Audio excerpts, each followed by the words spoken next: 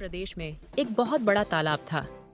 हर प्रकार के जीवों के लिए उसमें भोजन सामग्री होने के कारण वहां नाना प्रकार के जीव, पक्षी, मछलियां, कछुए और केकड़े निवास करते थे। पास में ही बगुला रहता था, जिसे परिश्रम करना बिल्कुल अच्छा नहीं लगता था। उसकी आंखें भी कमजोर थीं। मछलियां पकड़ने के लिए तो मेहनत करनी पड़ती हैं, जो उसे खलती थीं। इसलिए आलस्य के मारे वह प्रायः भूखा ही रहता। एक टांग पर खड़ा यही सोचता रहता कि क्या उपाय किया जाए कि बिना हाथ पैर हिलाए रोज भोजन मिले। एक दिन उसे एक उपाय सूझा तो वह उसे आजमाने बैठ गया। बगुला तालाब के किनारे खड़ा हो गया और लगा आंखों से आंसू बहाने। एक केकड़े ने उसे आंसू बहाते देखा तो वह उसके निकट आया और पूछने लगा, मामा, क्या बात है? भोजन के लिए मछलियों का शिकार करने की बजाय खड़े आंसू बहा रहे हो? बगुले ने जोर की हिचकी ली और भर्राए गले से बोला, बेटे, बहुत कर लिया मछलियों का शिकार। अब मैं यह पाप कार्य और नहीं करूंगा। मेरी आत्मा जाग उठी है, इसलिए मैं निकट आई मछलियों को भी नहीं पकड़ रहा हूँ। तुम तो देख ही रहे हो। केकड़ा बोला, मामा, शिकार नहीं करोगे? कुछ खाओगे नहीं तो मर नहीं जाओगे? बगुले ने एक और हिचकी ली। ऐसे जीवन का नष्ट होना ही अच्छा है बेटे। वैसे भी हम सबको जल्दी मरना ही है।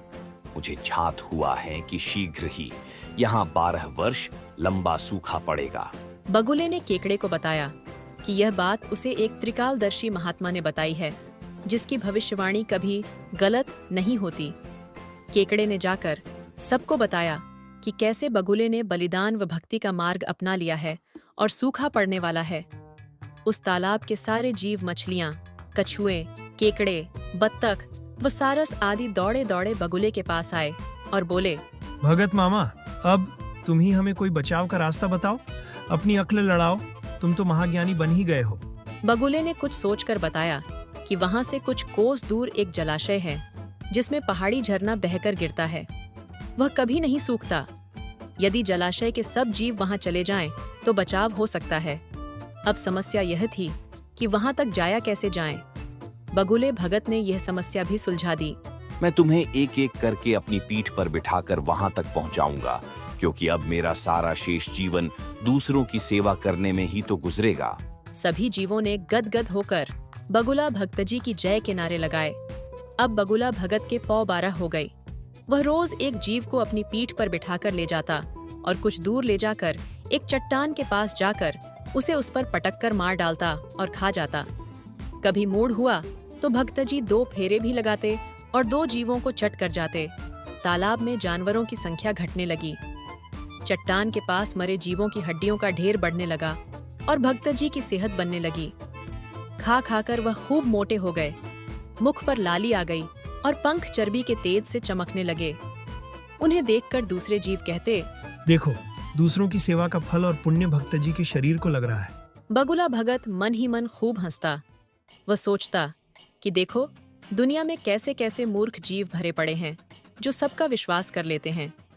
ऐसे मूर्खों की दुनिया में थोड़ी चालाकी से काम लिया जाए तो मजे ही मजे हैं। बिना हाथ पैर हिलाए खूब दावत उड़ाई जा सकती है। बहुत दिन यही क्रम चला।